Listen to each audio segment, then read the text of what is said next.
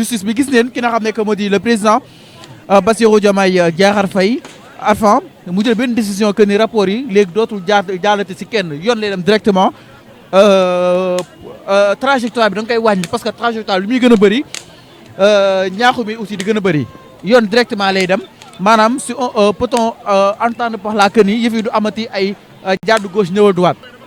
Oui, c'est normal, c'est tout à fait normal parce que méthode bi la ñuy changé donc il faut que parfois au fur et à mesure ni que rapport yi di jaar ci ay circuits yu bëri moo tax parfois dafay am fuite dafay rapport yooyu day am fuite donc Ousmane Sonko méthode bu mu jël ak comment dire son gouvernement mooy maanaam rapport yi les corps de contrôle bu ñu paree ci rapport yi dañuy yóbbu rapport yi directement au niveau de la table du président de la République comme ça président de la République mooy xool kan lay jox rapport yi bu yóbbu ko ci au niveau du procureur parce que aussi circuit bàyyi fii le ministre de la justice la koy jox ministre de la justice dem déposer ko au niveau de la table du procureur pour ñu mën a topp donc ñoo xamante ne tey ñoom la ñu tudd ci ces scandales là ñoom donc boo gisee ñu wàññi circuit bi parce que souvent rapport yi dañuy fuité donc Ousmane Sonko moo tax mu annoncé keroog ni que méthode bu bees bu ñu jël nii léegi rapport yi bu ñu jógee au niveau de la cour des comptes bu jógee ci au niveau de CENTIS bu jógee ci au niveau de OFNAC ou bien de IGF dañ koy yóbbu directement au niveau de la table du président de la République comme ça le président de la République moom mooy woo donc le premier ministre déposer ko au niveau de la primature à partir de la primature le premier ministre donc moom mu daal di woo le ministre de la justice comme ça moom mu ñëw le ministre de la justice ñëw yóbbu ko au niveau du procureur comme ça ñu jéem a xool naka la ñuy procéder donc comment dire à l'exécution de ces rapports là parce que le procureur moom mooy def càmbar rapport yi bu fekkee jar naa topp mu def un soit transmis à un officier de police judiciaire que ça soit la DIC que ça soit la section de recherche ou keneen ou bien la brigade de cybersécurité mu jéem hériter ce dossier là jéem a woolu koo xamante ne moom la ñu tudd ci rapport bi mu ñëw ñu jéem a enquête largement ci moom bu fekkee luñ koy topp moom moo ko def ñu daal di def yoon daal di def liggéeyam de toute façon force restera à la loi comme on le dit donc loolu moo waral ñuy tudd ci ay reddition des comptes loolu moo waral ñu installer la haute cour de justice pour maanaam ñu mën a situer les responsabilités mën a topp ñoo xamante ne ñoom tey ils font l'objet donc de ce qu'on appelle des détournements de deniers publics Serigne Fallou. Alors mais attends si on nous parle tout le temps de détournement récemment installé na exactement li nga xam ne que moo di haute cour de justice bi allant dans ce sens pour daal di war a mën a taxaw si wàllu wu ni mel mais est-ce que détournement yi des fois avant yëf yi du wax wàllu politique wala kon wàllu campagne ñu koy campagne parce que déjà Macky porté woon na plainte que ni da nga ko tuumaloon si li nga xam ne que moo di ay des centaines de milliards ay comptes et tant d'autres est-ce que à la force ñu koy politiser duñ dem ba jaawale ak justice ak doxinul politique. Bon, reddition des comptes bi c'est une demande sociale là c'est-à-dire que boo xoolee c'est le peuple qui réclamait même la reddition des comptes. C'est le peuple qui réclamait même la haute cour de justice. moo tax ma jàpp ni que lay bu ñu demee tey ba installer la haute cour de justice qui est une juridiction d'exception boo xamante ne tey de privilège boo xamante ne borom daraja yi kese lay topp tey bu ñu demee ba installer ko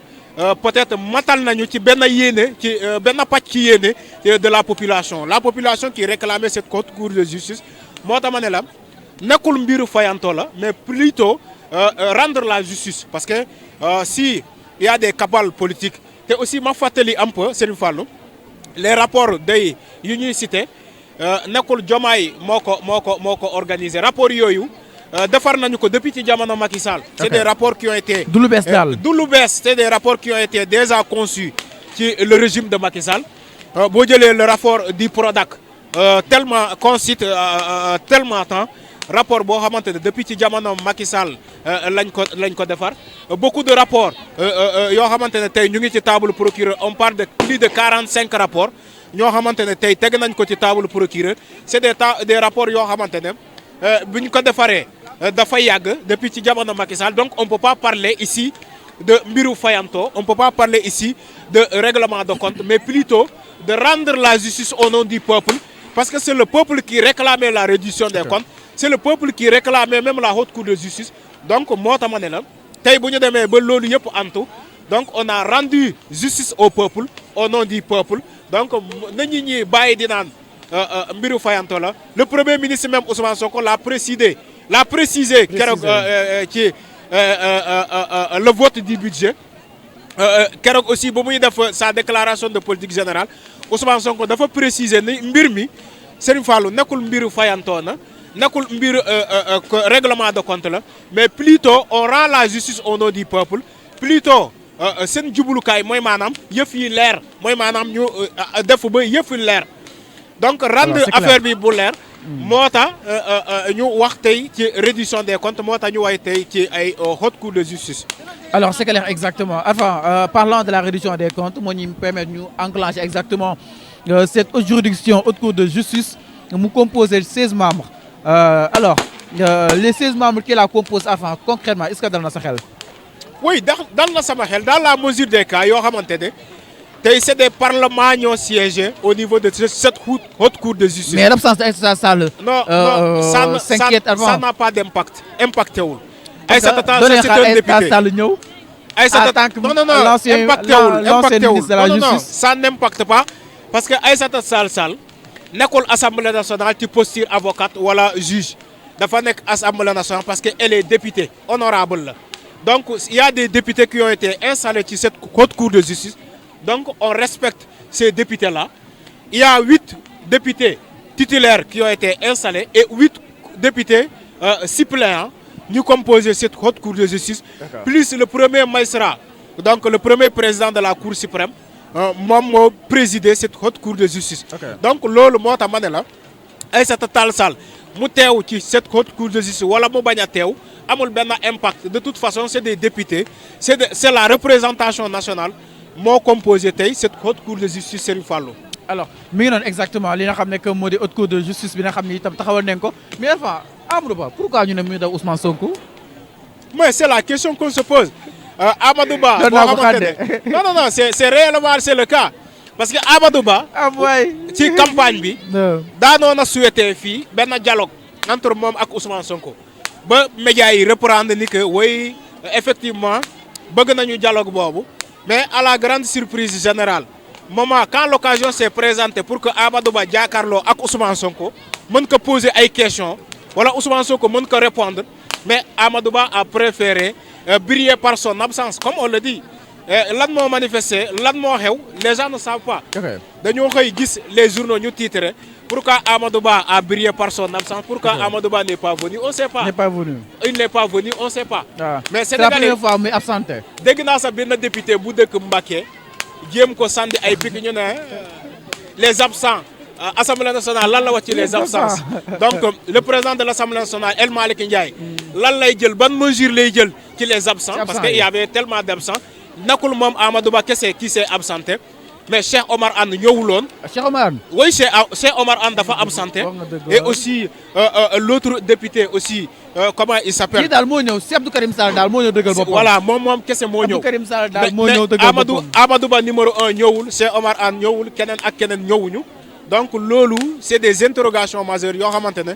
beaucoup de députés sont posés des questions pourquoi ñooñu ñëwuñu et aussi le président de l'Assemblée nationale conformément à la loi organique de l'Assemblée nationale lan la prévoir pour des cas d'absence yoo xamante ne non justifiés. Badou da leen di dàq. Non je ne sais pas. da leen di de toute façon. selon le règlement intérieur de l'Assemblée nationale. non Alpha ils sont majeurs et non le règlement de am na ñoo xam ne Alpha mosu ñëw assemblée si jamono Macky Sall. oui. am na ñoo xam ne mosu ñëw assemblée. xam nga absence aussi dafa am loi lu mu prévoir la loi organique bu mu jël pour créer l'Assemblée nationale dafa am lu mu prévoir ci en cas d'absence non justifiée. bu fekkee député bi dafa war a absenter dafa war a justifier son absence maintenant bu justifier wulee son absence là des sanctions majeures même peut aller peser wu à son mais xam nga encontre. Ousmane Sonko moo taxoon ni ñoom nañ ñoo expliquer défier leen que ni ñoom nañ ñoo expliquer et tant d'autres est-ce que Amadou Ba a pu supporter justement ces propos d'Ousmane Sonko là aussi question là. Oui mais Amadou Ba il avait largement l'occasion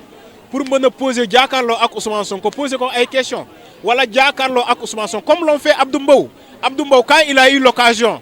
de poser d'interpeller directement le premier ministre Ousmane Sonko il l'a fait Anta Babacar Ngom, quand elle a eu l'occasion d'interpeller directement le Premier ministre, elle l'a fait. Ñeneen ak ñeneen, ils l'ont fait. Pape Djibril Fall, quand il a eu aussi lui aussi l'occasion de poser Ousmane Sonko des questions, il l'a fait. Mais pourquoi Amadou Ba, qui voulait, il y a 2 mois de cela, un dialogue inclusif entre lui et le PM, moi am occasion, qui est la déclaration de politique générale, de venir comment dirais-je, devant le Premier ministre, lui poser des questions, qu'il lui répond devant lui, mom ñewul. Luta ñewul, les gens ne savent pas pourquoi ñewul. Peut-être le président de l'Assemblée nationale, El Malick Ndiaye, mom dina xam luta ces députés là ñewuñu, mais en tout cas,